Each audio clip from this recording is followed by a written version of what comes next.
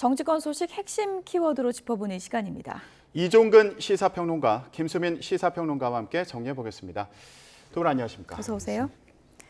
네, 첫 번째 키워드 확인해 보겠습니다.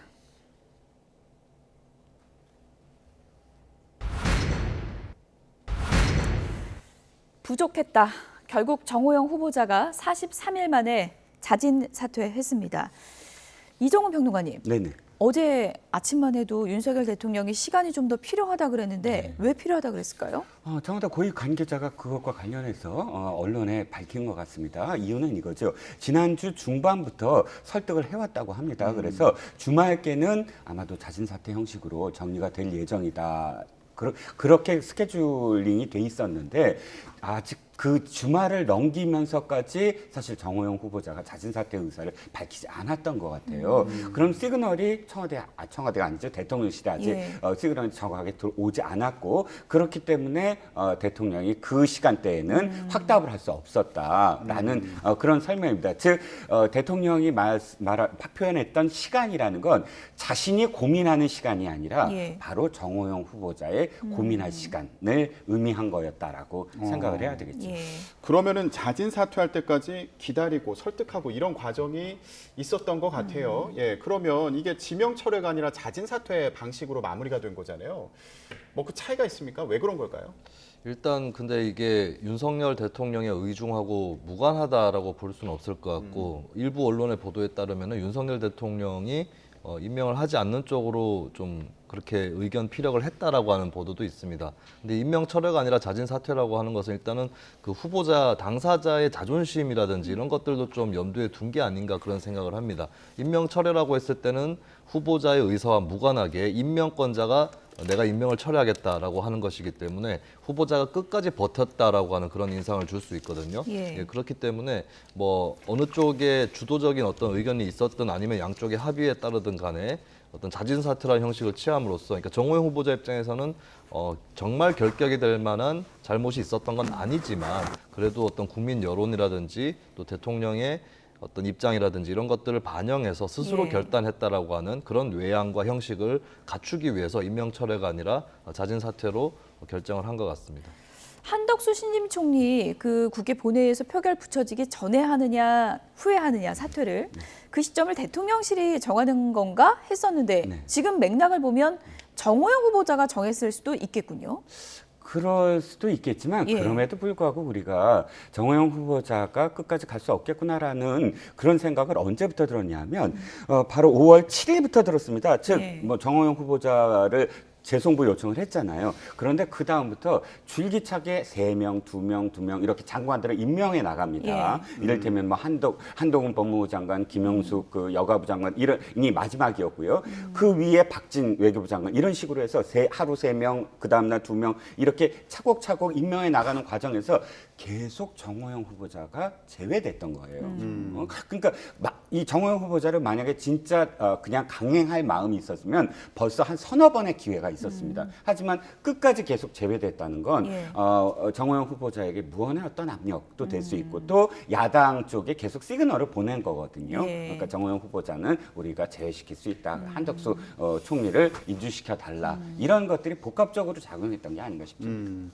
그러니까 윤석열 대통령도 한덕수 총리 인준을 좀 기다리고 있었던 거 아닌가. 지금 와서 보니까 그런 생각도 드네요.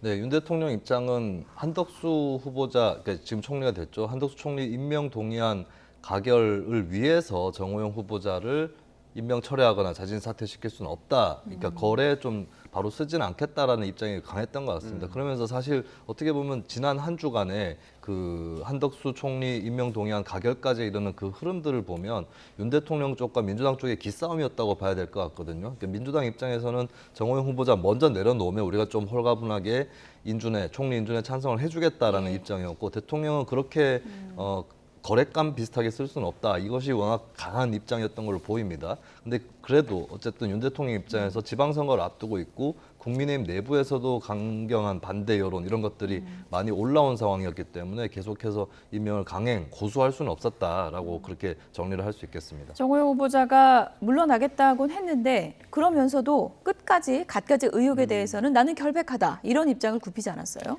그게 이제 자진 사퇴와 지명철회의 차이죠. 지명철회는 그 마지막 변이 없는 겁니다. 나의 입장 표명을 못하죠. 그냥 임명을 철회한 거니까. 하지만 자진 사퇴는 그 기회를 주는 거거든요. 마지막으로 이렇게 불법적인 건 없지만 자존심을 세워주는 것. 그러니까 없지만 그러나 국민의 눈높이에 뭐 해소되지 못했다. 이런 해명을 할 수 있는 기회를 주는 건데 사실 이것도 저는 개인적으로 봤을 때 입장이 바뀐 거죠. 4월 21일 날 국민들이 좀 분노했던 건 뭐냐면 법적으로도 문제가 없거니와 그다음에 도덕적 기준, 그러니까 국민들의 눈높이라 하면 윤리적, 도덕적 잣대일 텐데 그것으로부터도 나는 떳떳하다 이렇게 표현을 했거든요. 이런 부분들이 정호영 후보자를 지켜보는 국민들의 마음을 사실 불편하게 했고 그래서 어찌됐든 대통령이 계속 임명을 못하게 된 어떤 계기가 정호영 후보자에게도 있다. 즉 처음부터 좀 엎어지거나 이렇게 이 설득하는 자세가 아니었다라는 겁니다. 네, 민주당에서는 이거 자진 사퇴한 거 두고도 비판을 하고 있는 것 같아요. 셀프 사퇴다, 만시지탄이다, 늦었다. 지금 뭐 이런 비판의 목소리가 계속 나오고 있더라고요. 네, 정호영 후보자의 자진 사퇴에 따라서 윤석열 정부 입장에서는 여론의 반대라든지 이런 부담은 일단 덜었다라고 볼 수 있겠습니다. 그렇다면 거꾸로 얘기했을 때 민주당 입장에서는 지금까지 정호영 후보자의 임명을 고수해왔던 것을 비판해야 되는 그런 처지가 있는 거겠죠. 그렇기 때문에 이번에 자진 사퇴에 대해서 뭐 흔쾌히 만족한다기보다는 일단은 지금까지 끌고 온 이 자체가 문제였다라고 얘기를 하는 것이고 특히 민주당 입장에서는 한덕수 총리에 대한 인준안 가결 이후에 이 자진 사퇴가 있었던 거에 대해서 좀 감정이 또 있을 수 있습니다. 그런 것들을 좀 표출을 하고 있지 않나 그렇게 보여집니다. 어쨌든 한덕수 총리 후보자 인준안이 이제 통과가 됐고 그리고 정호영 후보자도 사퇴하면서 협치에 어느 정도 물꼬가 좀 트였나 했는데 원구성 협상 놓고 지금 신경전이 또 시작됐습니다. 법사위원장을 결국 누가 가져가게 될까요? 네, 법사위원장 이제 그 하반기 원구성이 어떻게 되느냐의 가장 큰 핵심 키워드가 법사위원장입니다. 제가 이렇게 돌아보면 좀 전에 우리가 이야기했던 이 정호영 후보자 관련해서 한덕수 후보자 인준을 왜 그러면 들어줬을까? 왜 당론으로 채택했을까? 돌아보면 민주당한테 이 두 가지를 다 밀어붙일 그럴 여력이 없었다는 거예요. 즉 법사위원장은 분명히 자기네들이 지키고 싶은데 여기서 한덕수마저 낙마시키고 바로 법사위원장까지 밀어붙이면 이 두 가지가 시너지가 돼서 완전히 그 비판의 어떤 대상이 된다. 그러면 견주어 봤을 때 한덕수 총리를 들어주고 법사위원장은 사수하자 이런 전략이었을 것이다. 사실 법사위원장이 더 좀 비판의 대상이 되는 건 이미 윤호중 비상대책위원장이 원내대표 시절에 타협을 본 거거든요. 합의를 봤어요. 하반기에는 법사위원장을 국민의힘으로 이렇게 하기로. 그런데 지금 박홍근 원내대표가 윤호중 원내대표가 한 건 사실은 굉장히 문제가 있다. 왜냐하면 내가 담당하는 원내대표인데 내가 협상을 해야지 왜 전임 원내대표가 물러갈 원내대표가 협상을 하느냐라고 이야기하면서 지금 반기를 들고 있거든요. 이 문제는 근데 아마도 민주당이 끝까지 고집할 가능성이 굉장히 커요. 왜냐하면 지금 자신들은 굉장히 좀 불리한 입장이고 2년 후 총선이 어떻게 될지 모르는 상황입니다. 그러면 2년의 시간밖에 자기네들은 없는 거예요. 그랬을 때 법사위원장을 자신들이 해야만 뭔가 입법이라든지 이런 부분에서 최대한 국내힘을 흔들어 놓고 이 정부를 흔들어 놓으면서 총선까지 지지자를 결집할 수 있다. 그런데 법사위원장을 만약에 국내힘에 넘겨주게 되면 다수당으로서의 가장 큰 어떤 위력을 법사위원장이 다 막을 수가 있다라는 거거든요. 그런 이 속내가 지금 비춰집니다. 네.